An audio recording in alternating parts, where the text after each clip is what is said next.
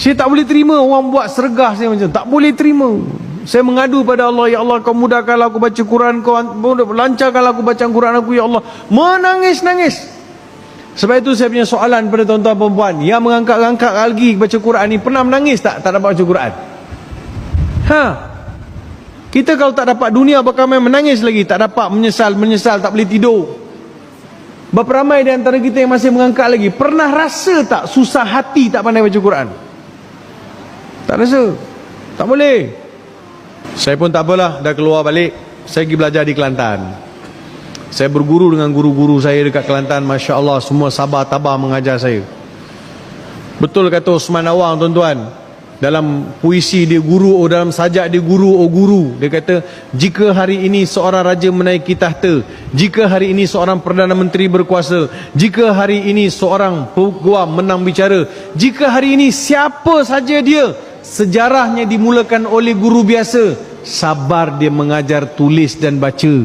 Betul, sabar. Saya pun belajar. Saya pergi Kelantan belajar.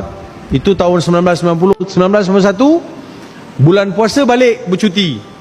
Balik puasa siang hari, malam pergi tarawih kat masjid. Lepas tarawih more nak keluar tengok dalam masjid, ada lagi kumpulan tu. Kumpulan tadarus tu ada lagi. Saya pun pergi ambil Quran. Saya beranikan, ni second pula kita try, tengok apa dia buat. Ambil Quran, masuk. Sampai Assalamualaikum bang. Waalaikumsalam. Mana lama tak nampak? Pergi mengaji bang. Baguslah bang, saya nak tadarus sekali boleh? Kali ni tak silap dah, tadarus terus. Nak tadarus boleh bang? Dah pandai baca belum? Jangan mengangkat-angkat. Dah bang, alhamdulillah dah boleh baca dah. Kau boleh duduk. Saya pun duduk. Dia start baca dulu. A'udzu billahi minasyaitonir rajim. Saya kata bang. Kenapa? Bukan a'u. Habis tu a'u, kena sebut a dulu. A'u. Oh. A'u. Saya kata a pendek bang. A'u. Kalau a'u tu bang, bunyi kucing mengawat.